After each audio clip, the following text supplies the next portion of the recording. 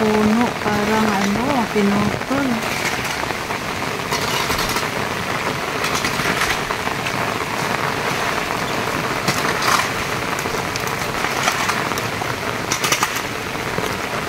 Kuya, i-vlog kita po. Anong pangalan mo po?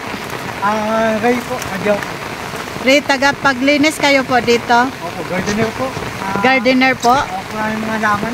Gaano na katagal po? Mga 1 years ko lang, ma'am. 1 year po? Okay. Ang sipag mo nga. Anyway, akin mo So dito kayo nakatira? Opo, dito lang po.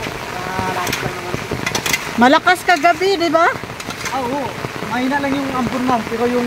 Hindi kami nakatulog kasi kumakalog-kalog yung mga yero.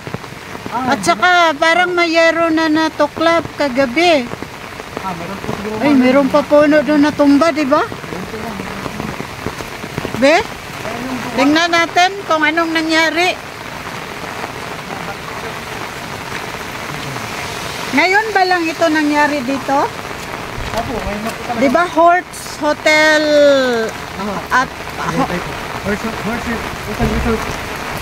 Hortz Hotel Resort po? Oh, ito malaki na puno na tumba. Ganyan natumba siya. Yung yero pala. Ito pala natumba kagabi.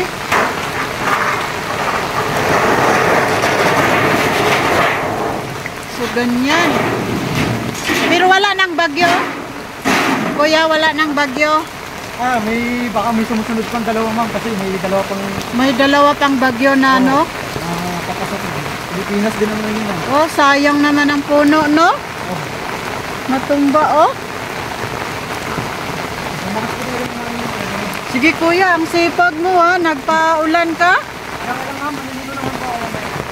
Sige po, ingat po kayo, ha?